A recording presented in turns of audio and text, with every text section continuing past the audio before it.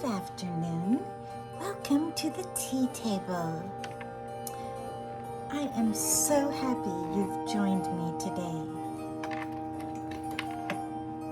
We're having just some beautiful music. I'm playing for you Tommaso Albanone's Adagio for strings.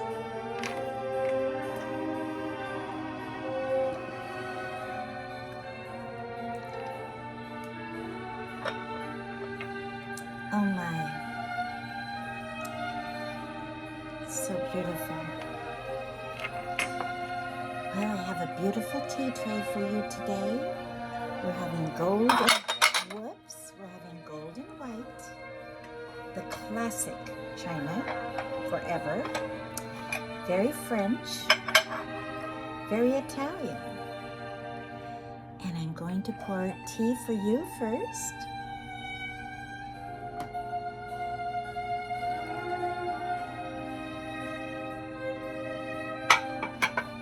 I will let you put your own cream and sugar in it. Yes. And one for me. These are very little European Demitas cups. And they could be for coffee or tea, for good strong espresso.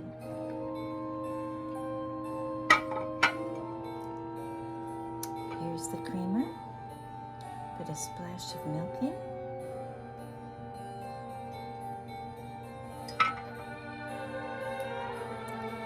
Oh, isn't this gorgeous music? If you have a special event, like a wedding, this is wonderful music. It's used often. I'm going to put the roses for you to see.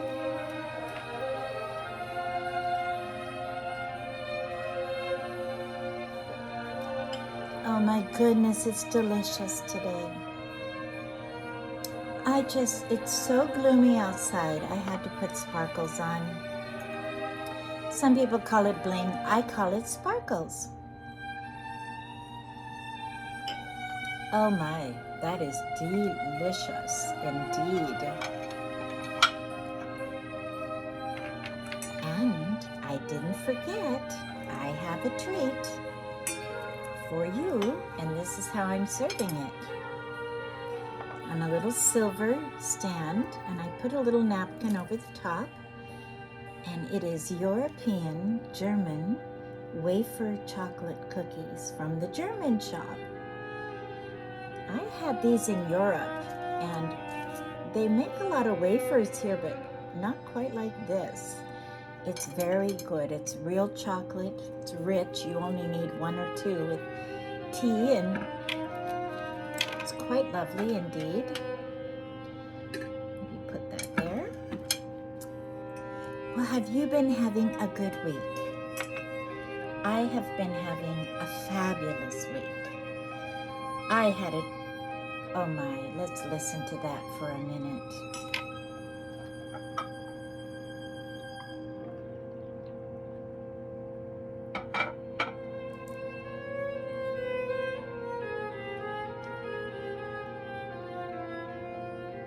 Oh, it's so beautiful. So comforting. It's lovely music. Well, I wanted to tell you, I personally had a breakthrough this week. We talk about having a breakthrough when we have a big job. Oh, let's just listen to this ending here.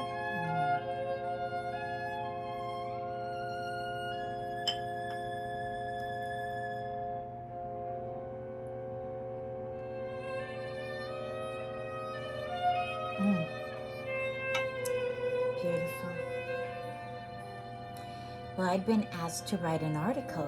My dear friend Ruth, Red Ruth we call her, I met her in college. We were first-year students together, Northwest University in Kirkland, Washington, back in the day, and she had this flowing red hair all the way down to her waist, and creamy white skin. She looked like a Rubens painting, really, truly. And Red Ruth, oh my.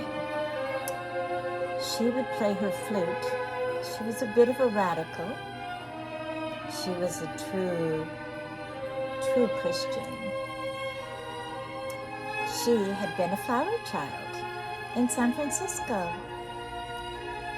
A real hippie from the era, an artist. And she had grown up in Bellevue, a very high-end school, searching for truth. And she went to San Francisco. She was an idealist. She marched with Dr. Spock in D.C. And I think they went to jail together for protesting. Yes. But then Ruth, in her search, she found God. And she found the Lord. And she became an incredible Christian. Well, in the 1970s, she started a fabulous newspaper called Agape. Now, agape means love in Greek, God's love. And that newspaper was very successful. It went all over America. Well, then she got married, had children, and then in the 1990s, she started another newspaper called Second Wind. And that went to 22 countries. She's an editor all over the world. Well, her husband's an engineer. They ended up in China and India. And she met a lot of beautiful believers in these countries. But the newspaper was kind of dropped. Well, Ruth has started another newspaper called Stand. You know, like stand for that it's good, stand for what is right, stand. She asked me to write an article. Well, I was very honored. And I do a lot of writing, but it's my own writing for my classes, I did a lot of writing when I did my doctorate. I did a 200-page thesis, but nobody ever put limits on me, and I could just write. Well, when you write a newspaper article, it's quite different. I was limited to 1,000 words, and I was trying to cover a big subject.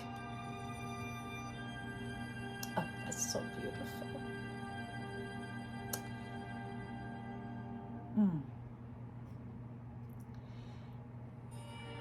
And so my article is on Martin Luther and the Reformation and its effect on Western civilization. So I tried to crunch it. I had about a 10-page article I was going to work from that I had already written. And it was so hard to crunch and cut out and eliminate. Well, finally, I got it done. And I think I hit all the main points. And so then I emailed it to Ruth. Well, Ruth is a real editor. It came back, corrections. And I don't mind corrections. I'm happy for those. But a few changes and modifications to fit it in the column. I'm going to turn this down just a touch. And so I prayed. Actually, I prayed, God, help me do this. And do you know, I got it done. My goal was to have it in by March 1st, and I got it in the 28th of February. And Ruth approves. She likes it. Well, my husband submitted an article also.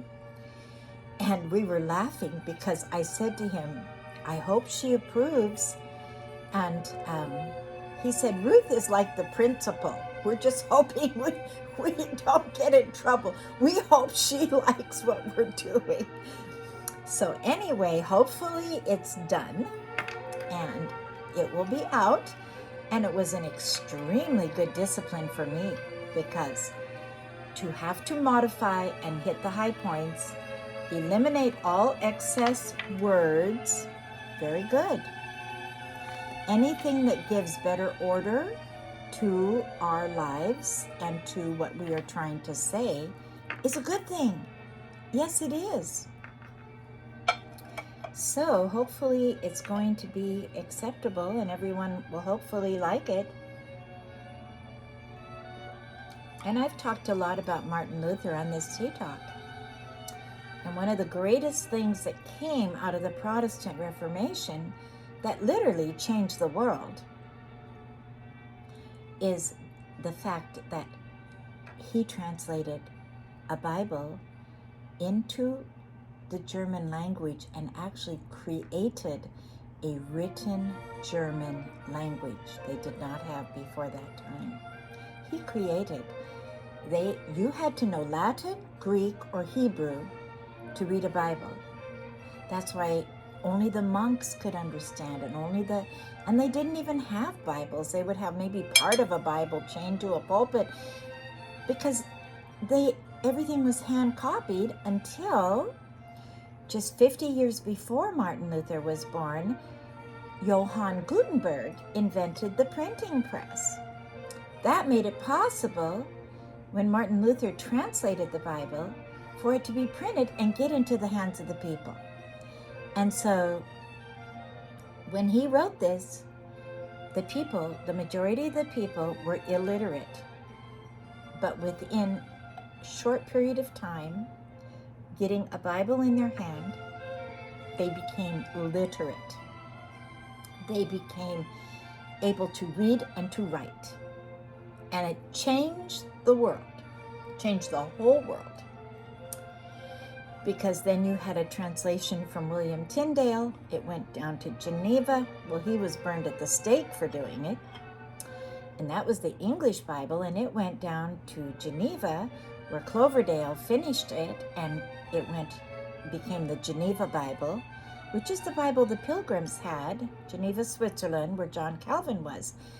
But then it became, in 1611, the authorized King James Version, and basically it's the same. It was unchanged.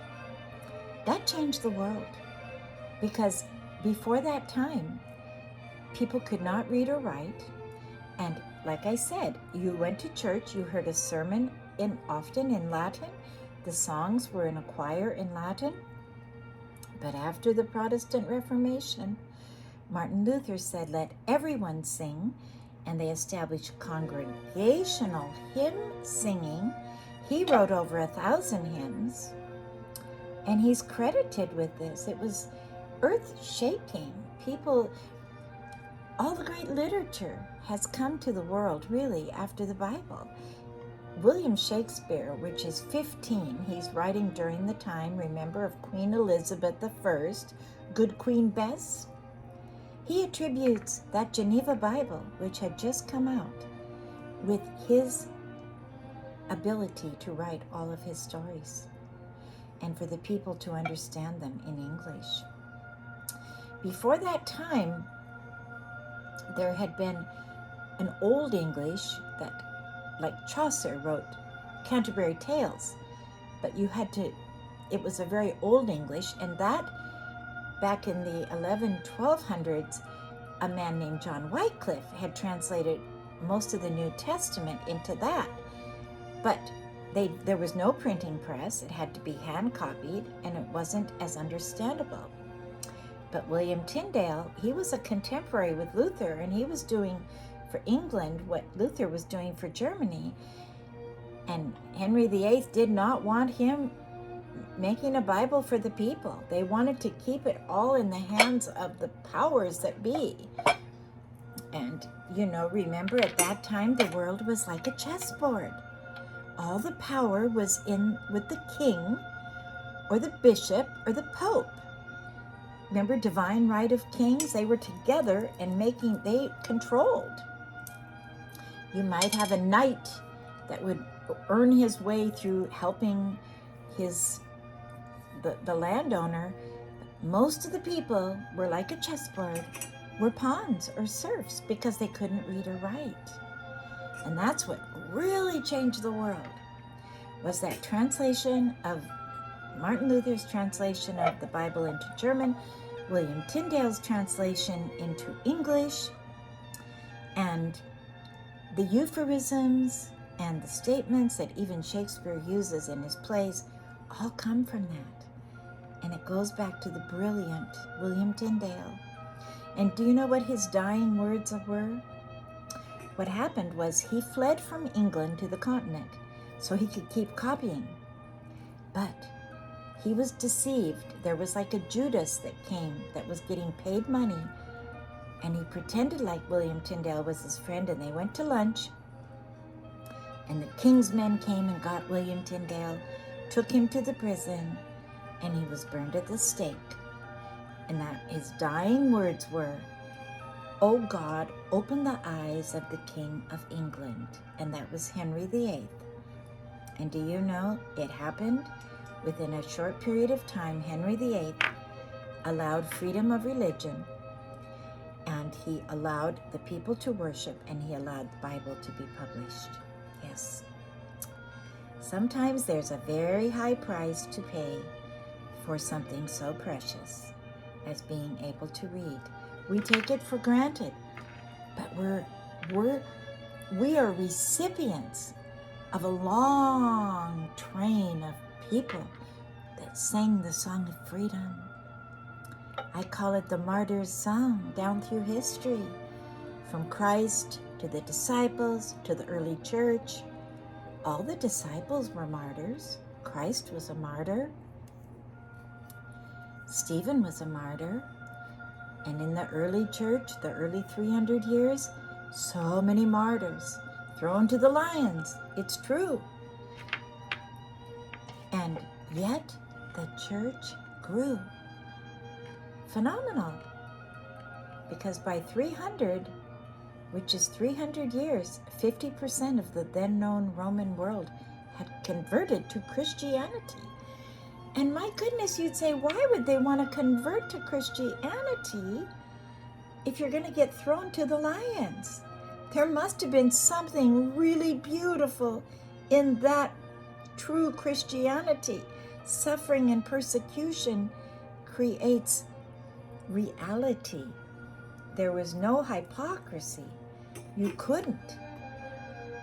And some of the beautiful Roman early church fathers that became believers, like Tertullian, and you have Origen, and they write their observations. And one of the observations that I was so touched with was, they said the Romans looked with shock when the plague came to Rome. The Romans were so afraid if someone in their house got the plague, they'd throw them in the street because of fear. They didn't want to get it. But do you know what the early Christians did? They went and picked those people up, took them to their homes, either nursed them back to health, or if they died, they would bury them and give them a Christian burial, going to the catacombs.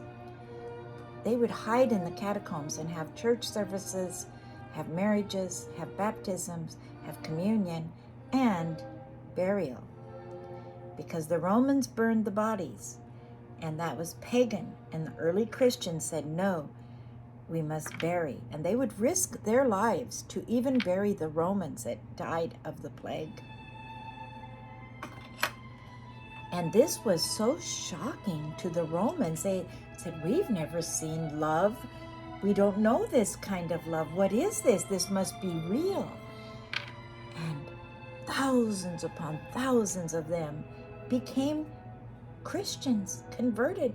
They said, we want this, because the Christians were also, the observation from Origen is, those that had wealth would give it to those that didn't, with no compulsion, but out of love. And they would share, and they would help each other out. Isn't that beautiful? That's what life is all about, helping each other out. And that's what I want this tea talk to be about. The world is craving integrity. They're craving goodness. They're craving to see someone who will be honest, someone who will help them, someone that will do a good job. Yes, we can help each other and do that and give each other goodness and hope. Even in little tiny ways, we can do that. And it will make a big difference. Well, I brought a fun little purse. I'm kind of wearing gold sparkles and brown and stripes. And so I brought this little purse. And it's just small, but it's big enough for my cell phone. Isn't that cute? And it's fun to have a nice purse. I'm going to set that there, and hopefully you can just kind of enjoy it. And I'll show you, I have a scarf on that is gold and kind of an amber maroon, and I feel it just feels right for today. I love variety and I love color. And then I'm wearing my necklace that's the world, because the tea talk, we're hopefully going around the world. I know I'm in Africa. I know we're in Vienna. I know we're in England. And we might be in India. I don't know for sure. I was told somebody in India was enjoying it. I know we're in Russia and in Europe. So we're little, but we want the whole world to know that we embrace. We love everyone on the tea table because God loves everyone. God created us to love each other. And you know that word agape that I said earlier, that is in Greek, there are several different definitions for love. And there's agape means love, pure love, God's love, love with expecting nothing back. That's what it means. It's a love of you can't do anything wrong love. Isn't that beautiful? Really believing in one another. And that comes from God. When we feel God's love, then we can give that love to other people. It's a gift. And that's what MartinLuther discovered. When he discovered grace, that it wasn't from him working hard or doing all the religious things. No, salvation is a gift. It can't be earned. It's a gift from God. And it's to be received through faith. Grace and faith. And then out of that, we want to do good works, don't we? But we don't do good works to earn God's love. No, His love is so much bigger than that. You know, I just love gold. And this little cup here, I'll show you, it has just such a nice trim. It's really different. And it has like a little barrier. See how it's kind of got a little, I don't know, like almost like a bowl. And then it's just little. And I think I'm going to serve coffee in these to a special guest.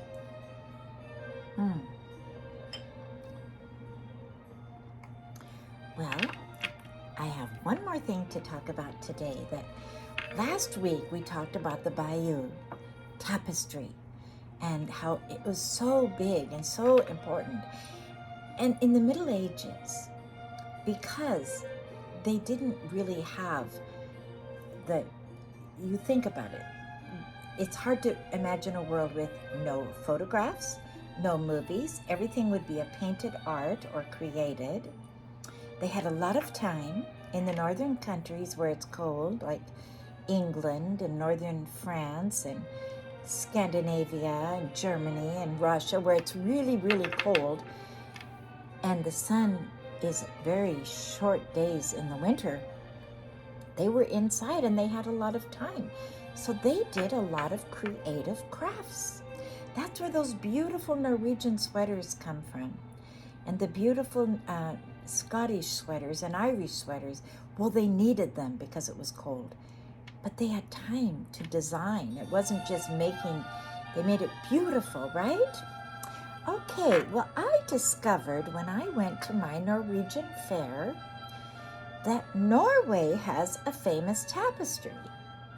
Probably not as famous as the Bayeux Tapestry, but it is very interesting, and I brought it to show you. And it is called The Wise and Foolish Virgins. Do you see?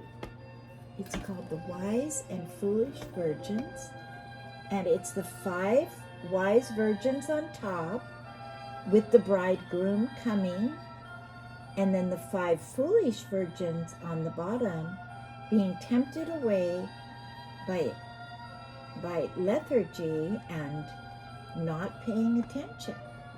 Because you know that this story comes from Matthew, and it's a parable that Jesus tells.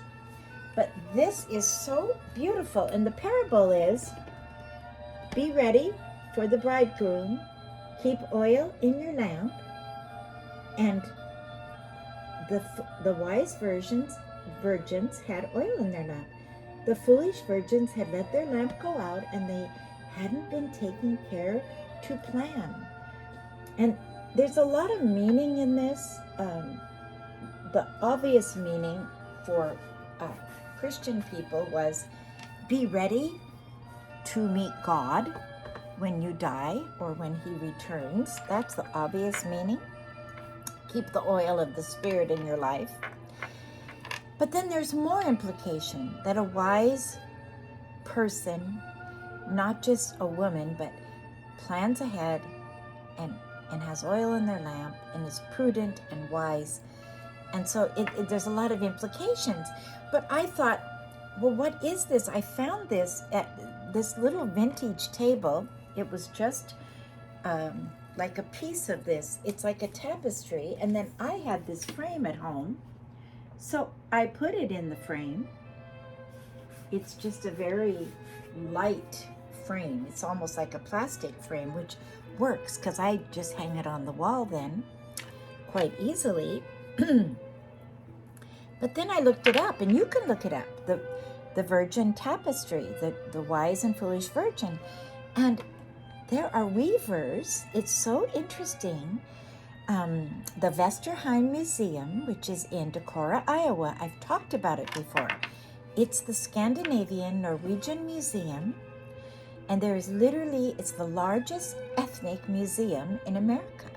4 floors, and they have a lot going on with keeping the Scandinavian heritage. Well, they have weavers, and they have a whole weaving class, and they have people that are weaving this tapestry today with the old-fashioned looms.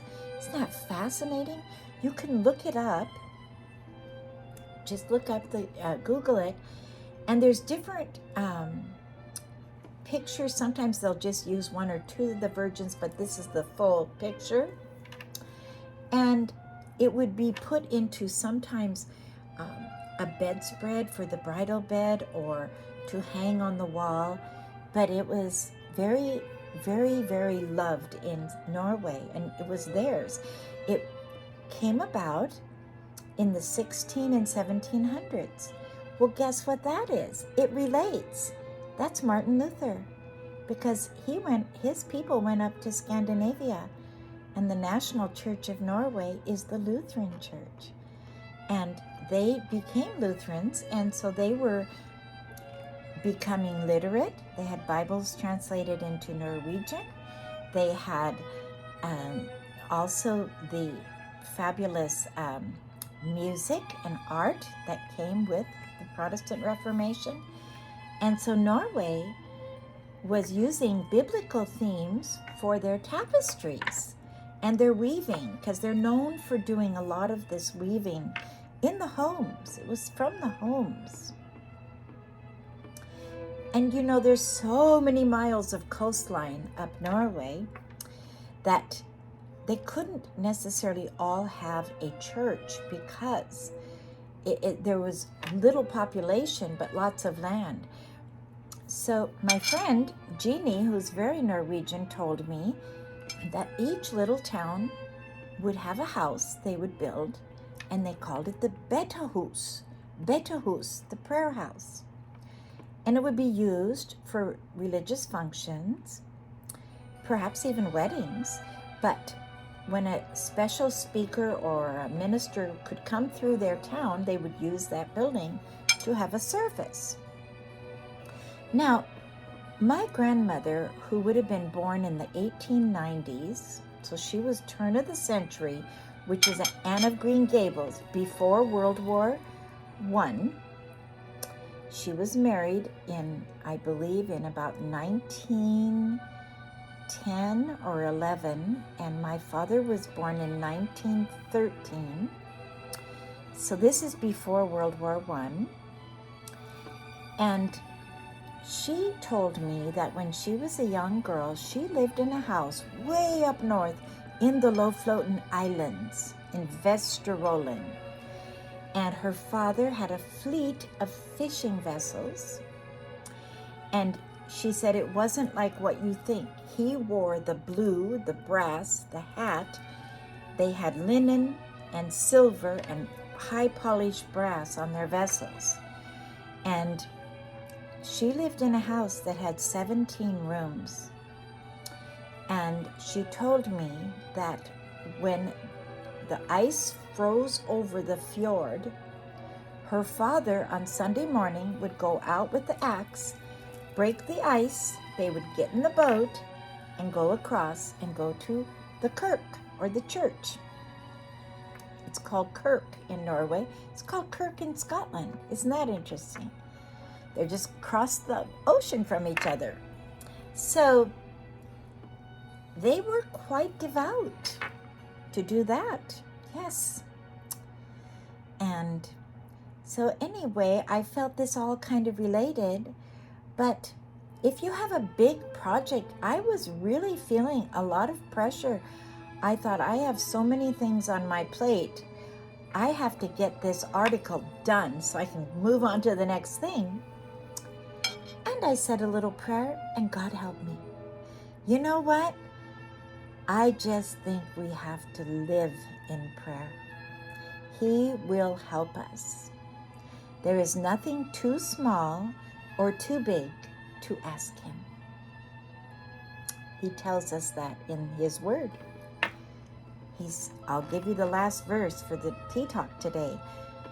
A verse that Jesus, the words of Jesus are, you have not because you ask not. Ask largely that your joy may be full. Isn't that beautiful? Whoa! The sky's the limit. He loves to be close to us, and by answering prayer and meeting needs, we feel that closeness, we feel that presence, we feel his love, we feel his care. Yes. So I encourage you, don't be afraid to ask. Well, thank you so much for joining me, and I hope you've enjoyed your tea.